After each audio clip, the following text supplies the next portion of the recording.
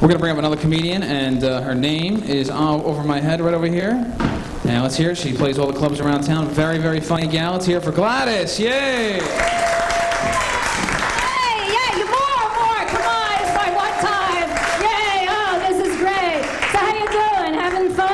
I'm miserable. Oh, God. You know what I had? Dental surgery. Do you ever have dental surgery? I had root canal and periodontal surgery in one day. I had every instrument that was in the office in my mouth. And the dentist says, how you doing? I have a woman dentist. How you doing? You feeling okay? I said, feeling okay. I feel a lot better if you take your fist out of my mouth. Not funny. So people always say to me, give us some advice. Comic says, give us some advice. Can we have some advice? Give us what we should do in life. And I say, you know what you should do in life? Floss. I never did. It's not funny. You think it's funny. You're young. Wait, your teeth starts to shake. Yeah, don't laugh. Your penis shakes too with bad teeth. I don't know what made me think of that. Okay. Hi. So anyway, I'm Gladys. That's it. A one-name comedian. That's it. The biggest stars have one name. That's why I decided to do it, right? Cher, Madonna, Lassie, right? Madonna, big deal. What is she? Such a big fuss. Nothing. Take away the blonde hair, the pointy tits. What do you got?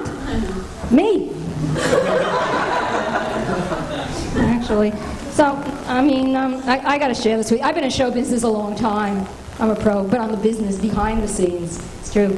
I've been an agent, a manager, and a producer. Pretty good, right? And I can book myself, manage myself, and sleep with myself on the way to the top. If I don't put out, I can dump myself, too. Yeah, actually, I'm making incredible strides in my career. I'm going to share this with you. Last week, there was an agent in the audience sitting right where you are. You're so pretty. What's your name? Sheila. Oh, that's a shitty name, too, like Glad. Sheila. All right. Sheila. Okay, Sheila. There's an agent right there. You're sitting right there. And you know what he said?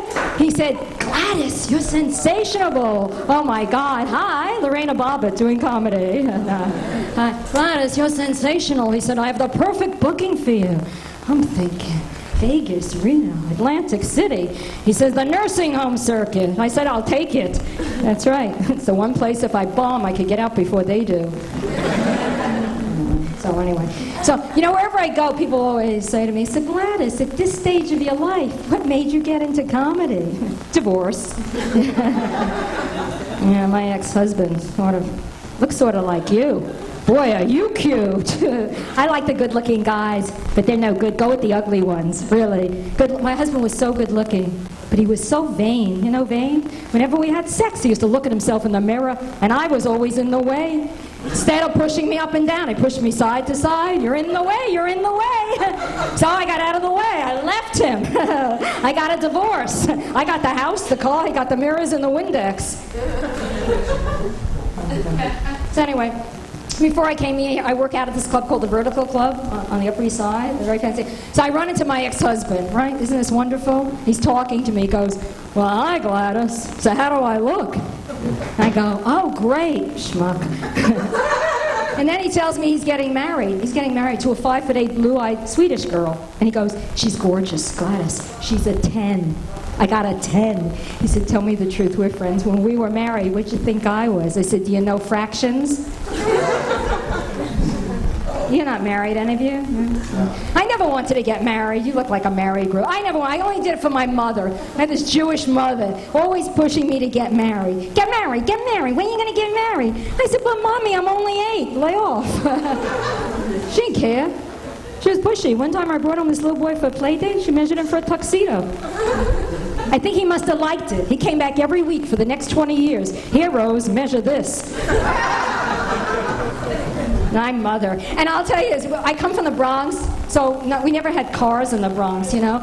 So my mother had this thing. She only wanted me to go out with guys who had a car. That was the most important thing, a car. So I was 21. She wanted me to go with a Jewish professional with a car. When I was 31, he could be a Jewish anything with a car. And by the time I was 37, he could be a Muslim with a bus pass. Anything, just get married. I said, but Mom, seeing a lesbian. She said, does she have a car? That's all she can. And I tell you, my mother was, I'm only sure, my mother was very smothering, you know that? Kind of smothering mother. And I had a birthday recently, and she called me up with a big surprise. Hi, Gladys. I got you a present. Give you a hint. you're B7 and I'm B9. I said, you got me a bingo game?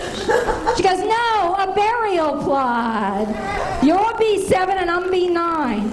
I said, great. I said, if I'm B7 and you're B9, who's B8? She goes, it's for your future husband. I said, Ma, listen, in case there's no future husband, please don't move over, okay? I need the space. So true. I love my mother. She's the kind, she always wanted me to do everything her way, you know? And my mother hated sex. She hated sex. She wanted me to hate it too. So I hated it until I had it. At 37. She said, God, she doesn't believe. I was a 37-year-old virgin, Sheila, like you whore. No, I'm only kidding. You don't believe me? He doesn't. I was. They say you couldn't be. I was a 37-year-old virgin. Guys, I was. I wouldn't lie. God would strike me down, make me short. All right, I'm short. I hate being short. That's my biggest problem, being short, you know. I'm 4'9". So depressing. That's why I got into comedy, because when I get on the stage, I feel freaking 4'11". You know, and I'm feeling good about myself, and somebody always wants to burst my bubble. You know, I feel good, and I know I look a little bigger on the stage, but never fail. Sometimes I'll finish a show and I'll get off, and some guy like you, oh, handsome one, that must be gay, too good looking. He's too cute. He'll come up to me and go, hey, you know, you really are short. And then he sees my hand. I have a very small hand, see? He goes, oh my God, you have such a little hand. What a teeny tiny little hand. What could you do with such a teeny tiny little hand? I said, what can I do? I said, I can give a small guy confidence. Do you want to hold my hand? That's nice, I like it. But you know, is anyone short? Anybody short in the audience? Oh, she's clapping. How tall are you? 5'1½". What I wouldn't do for those couple of extra inches.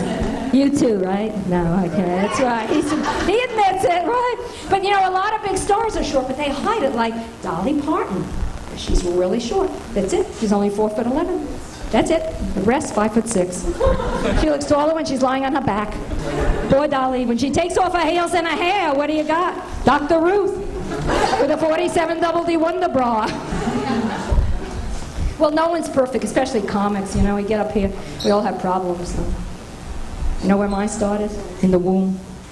I had more room in the womb than I have in my New York apartment. And you could hear in the womb. I used to hear my mother talk to her friends. It was like, so Rose, where do you want it to be? And my mother would say, what does every mother say? I don't care what it is. As long as it's... No, tall. My mother's this big. Surprise, it's me, Mother. So of course she only wanted me to go with tall guys. Yeah, so I got married. I married a tall guy. I had a short marriage. Yeah, my husband said I deceived him. He said I lied to him about my height. I said, yeah. I said, and you lied to me about your length.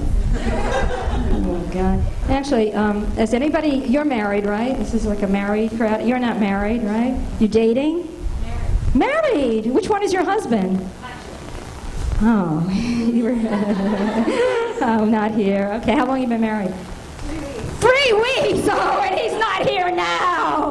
Oh, great. Oh, God. Well, I'll tell you the truth. I want to get married again. I do. I think every woman should get married. You know why? I'll tell you why. Because it gives you the security to look around for the right guy. Why be lonely when you're looking? Yeah, wait for Mr. Right. There's no Mr. Right, except for him. All right. So anyway, you know, whenever I meet a guy I like, it's the same thing. You know, I have no luck. Whenever I meet a guy I like, there's a voice. I hear a voice going, he's not for you. It's usually his wife, right? And my whole life, my friends, I can't find a guy. And my friends say, you're such a fabulous girl. You got a comedy club, you know everything. It's timing. You know, they're saying timing is everything. Timing is everything. I have the worst timing, the worst. I'm telling you. If I met a guy in the womb, he'd still be attached. Growing up, my whole life, I wanted to be Miss America. Then I became Miss Other Woman. The story of my life, I'm always the other woman. I was Miss Other Woman 1996, 95, 94, 83, 82, 70. I go so far back, even Eve once said to Adam, okay, so who's Gladys? So I'm on a dating friend. I'm dating 2 guys, too.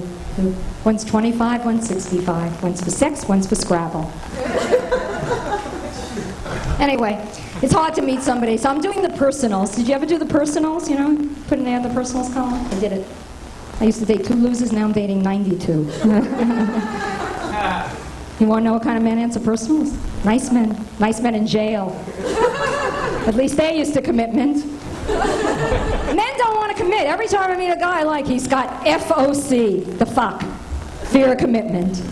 You know what gets a guy over his fear of commitment? Ladies, a triple bypass. They don't know what it is. It's a medical term, a triple bypass. If you don't get it now, you'll get it in 30 years. Caesar, 4 sirloins, a box of salt, and a tub of lard, and an HMO policy. Right over here.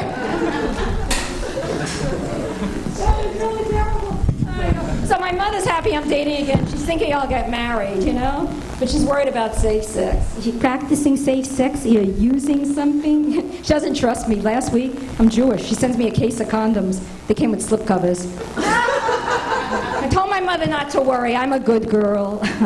I have my own way of practicing safe sex. Sheila told me that she does the same thing. Every day I go to the health club, I get on the bicycle, I raise the seat 6 inches, and I pedal away. I'll tell you, it's not a bad ride. I heard it's even better with the seat off.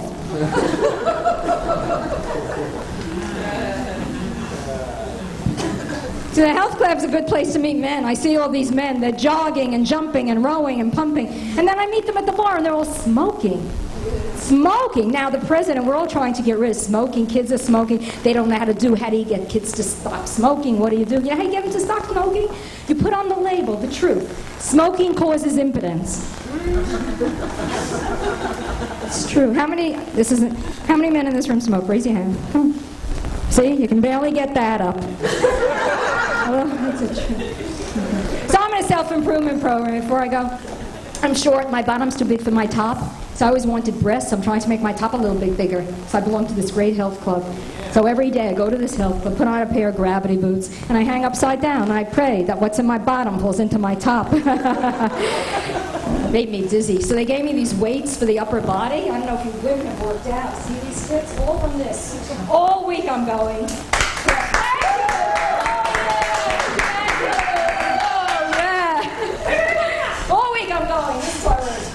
Forward, back, forward, back, forward, back. Now I have cleavage in my back. Okay, before I go, it's like, I just want to talk to these people because this is the married older crowd. How long have you been married? 28 years. How long? 28 years. 28 years. Give them a hand. God. I always like to ask this. What keeps your marriage together? Tell these kids here. This one for 3 weeks, so give her a clue. She's doing the right thing. She sees that he's there. That's good. I asked this the other night. I said, what keeps your marriage together? The woman says, I can't get him out of the house. When you're married, this is for you. Because she told married people all over had 3 types of sex. You know what they are?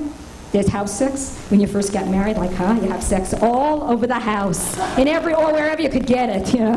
And then there's bedroom sex. After you've been married for a while, just have sex in the bedroom. And then there's hall sex. After you've been married for many, many years, you just pass each other in the hall and say, fuck you. Thank you. Good night.